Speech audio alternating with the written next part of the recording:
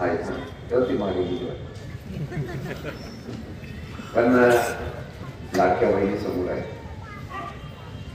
बहिणी काय करू शकतात ज्या आम्ही महाराष्ट्रात पण बघितलं आणि बिहारमध्ये पण बघितलेलं आहे. आता सगळ्या बहिणींनी एकच करायचं, कोडवाड्यामध्ये फक्त तुतारे आणि धनुष्यबाणच चालवायचा हा निर्णय घेतला तर 100% या ठिकाणी आमचे सगळे उमेदवार विजय होतील एवढा मला विश्वास आहे.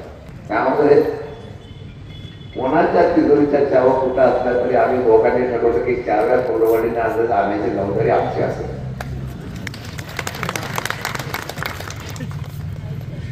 विकास कामं असतात, शहरीकरण होतं, शहरीकरण आल्यानंतर त्या ठिकाणी विकास झाला पाहिजे, विकास करण्याच्या संदर्भात भूमिका घेतली पाहिजे. लढाई कशी असते मला राजेंद्र बरोबर लढा लागला शेवटच्या ते निवडणूक आयोगाने उशिरा कळलं ती पाणी रद्द करायची. त्यात लढा केली असतं तर पण तुमच्यावर खासदार नव्हतं. पण चांगल्या विचाराच्या पाठीमागा राहण्याचा सोलापूरचा इतिहास कोडवाडीचा इतिहास. पण आज 2 शिंदेची आघाडी या ठिकाणी पाहायला मिळते. एक शिंदे संघटना आणि एक शशिकांत शिंदे. आणि दोघंही आम्ही सातारचे. सातारचा माणूस कसा लढणार आहे, सोलापूरचा माणूस पण लढणार आहे. महाराष्ट्रामध्ये इतक्या निवडणुका चालू आहे, पण सोलापूरच्या निवडणुका रोज देखील सुरू आहे. सगळ्यांनी लक्षात ठेवलेलं आहे. सगळ्यांनी लक्ष ठेवलेलं आहे की काही लोकांना राजकारणातून संपवायचं.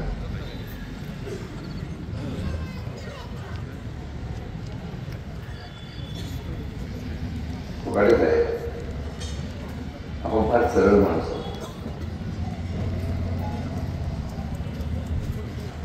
काही लोक राजकारणामध्ये फक्त वेळेला उपयोग करून घेतात आणि सोडून देतात. आज आपण दोघेही एकत्र येत आलेलो आहोत. ही महाराष्ट्राची काळाची भविष्याची नांदी सुद्धा असते.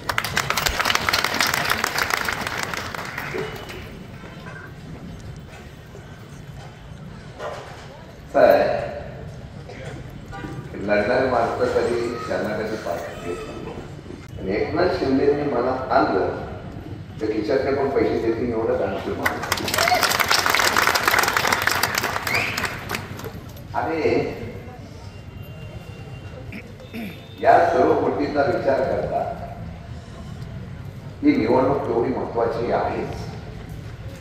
नागरी सुविधा या महत्वाच्या असतात. त्या पक्षाचे ते प्रचाराला पण येत नाही.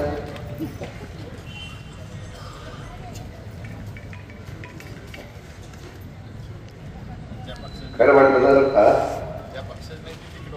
तेच बोलतो.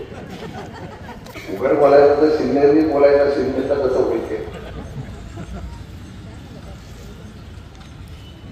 एक काळ असा होता की काही लोकांचं मतदारसंघात, काही लोकांचं जिल्ह्यामध्ये प्राबल्य होतं. पण लोकांची नाळ असली ना की माणसं त्याला डोक्यावर उडून असत असतात. मी विजयदादांचा नेहमी आदर एवढ्यासाठी करतो, आज काही वापलोच नाही, पण मला आपल्याला संध्याकाळी लय फुकला असतात विरोधाकडे. माझ्यासारखा एका म्हातारी कामगाराच्या मुलाला राजकारणात तुम्ही उभं केलं तर शरद पवार आहे. त्यांच्यामुळे मी इथपर्यंत उभा राहिलो. म्हणजे मला खरोखर पहिल्या प्रथम निवडणुकीला संधी कोणी द्यावी असेल विधानसभेत असेल ते विजयदादांनी. त्यामुळे मी छावाचा एक डायलॉग मला आठवतो.